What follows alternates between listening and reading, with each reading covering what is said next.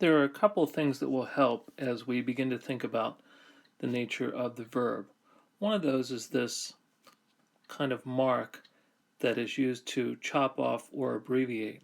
So we use the symbol hey with this chop mark, this abbreviation mark, to refer to the word Hashem, and this is the word which means the name. So often people will use this abbreviation to refer to the name, which is used in place of the divine name. Elsewhere, like in the BDB, the main old traditional dictionary, they use the yod and then chop it off to refer to the four letters of the tetragrammaton or the divine name. Or if you're in an entry on a certain word, let's say the word for messenger in the BDB, malach, all through the entry, if they're referring to the term messenger, they'll just use the abbreviation mem and then chop the rest of it off. And sometimes these same kinds of abbreviations are used in working with verbs. At the same time, we use two of these tick marks together to join something together. So for example, when we see this abbreviation, tav, nun, joined together with kaf, this is the abbreviation for Tanakh, which is short for the Torah, the Nevi'im, and the Ketuvim, or the Torah, prophets, and the writing, the three main collections that make up the Hebrew Bible. And we'll use these two tick marks to join other things together when we talk about the verb. The word pa'al, which means to do or to make, has been used traditionally in Hebrew grammar to refer to the different kinds of verbs. It's a paradigmatic word, and it's so much so that the three letters of the word pa'al refer to the first root letter, the second root letter, and the third root letter of any given verb. So if we take, for example, the verb yada, then this would be considered a pei yod verb because the first root letter is a yod, or the pei letter. In addition to the traditional word pa'al, to which we'll return presently, the word katal, which means to kill, this is used in modern grammatical works to refer to verbs because it is a strong verb, meaning that all three letters can take a dagesh and they don't drop out under certain circumstances. No gutturals and no Jonah letters. Gutturals, as you remember, are aleph, hey, chet, ayin, and we count resh as well. And the Jonah letters are the letters that make up the prophet Jonah's name. And these letters, yod, vav, nun, hey, these all can drop out. So any word that has either a guttural or a Jonah letter is considered a weak word, whereas a word that doesn't have any of those letters is a strong word. So that's why in modern times we use the word katal to refer to as a paradigm word because it shows all the shape of the different verb forms. Verbs have three parts that we have to be worried about. First is the root. So in the word katal, the root is kof, tet, lamed. That's the three root letters. And again, this is a strong root. Now, in addition to a strong root, there's other kinds of roots that have different sorts of phenomena. So if we take the word tziva, he commanded, this is a lamed hey root because the third root letter is hey, or the lamed letter from the paradigm word pa'al is a hey. Or if we take a word like Natan,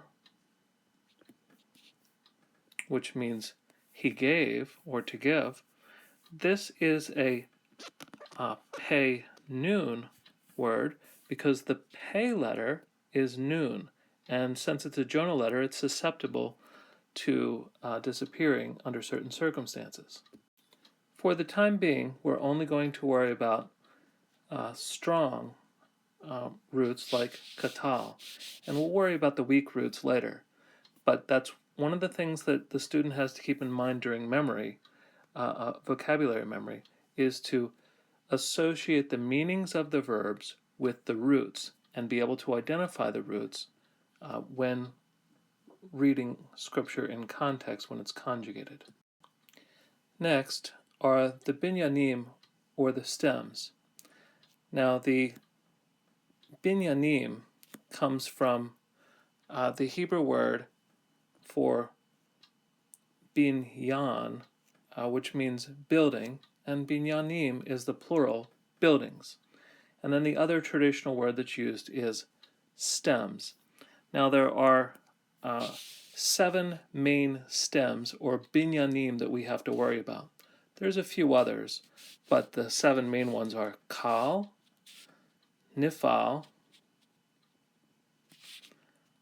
piel, pual, hitpael, hifil, and hofal. Now the main one is kal, and this means light or plain. All of the other ones have something done to them, as we'll see presently. Now the binyanim get their names from the word pa'al, except for kal. Kal comes again from the word light, which means lightness, or it's plain, it doesn't have anything added. All of the others, binyanim, or stems, have something added, like nif'al.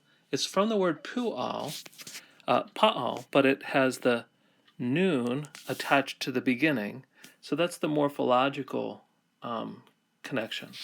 Now, all of these have something in common which is difficult to see here, but the pi'el, pu'al, and hitpa'el, if it were a strong word, which it's not, would take a dagesh in the middle letter. And that's why we use the term katal in modern times, because it doesn't have a problem with a guttural in the middle.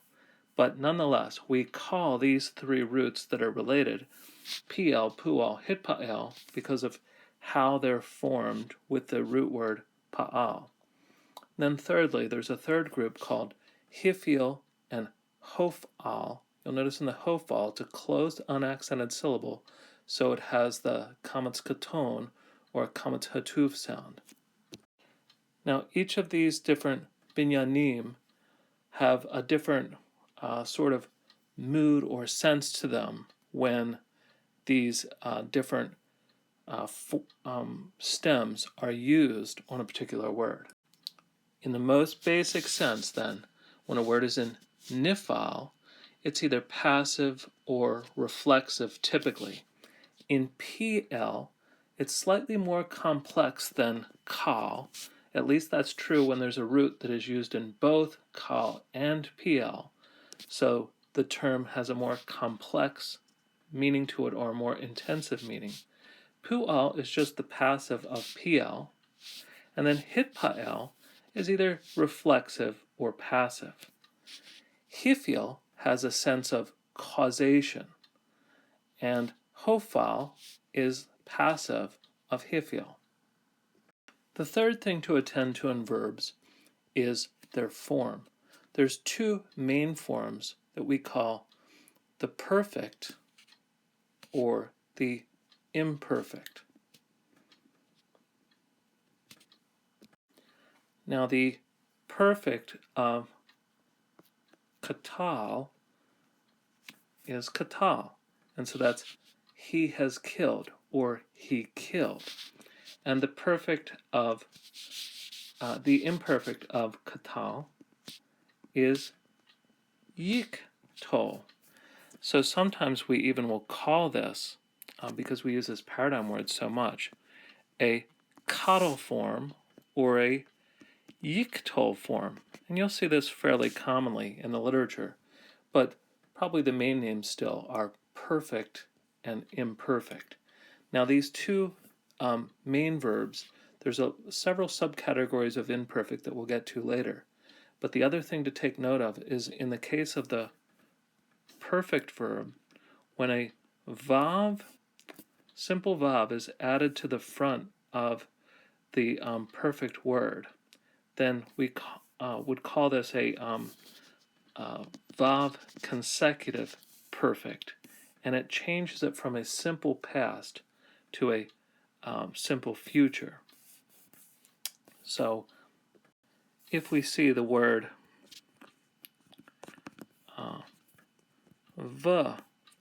katal, we would say he will kill. So the good news is when you memorize the perfect paradigm, you also will get the bonus vav consecutive perfect paradigm for free with your memory. There's something similar that goes on with the imperfect, but we'll talk about that later.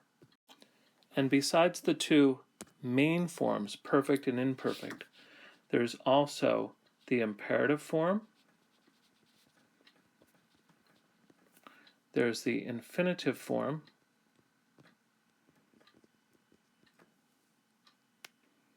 and there's the participle form. You'll notice we call these forms, not tenses, because it doesn't have a tense in the same way that English does or Greek.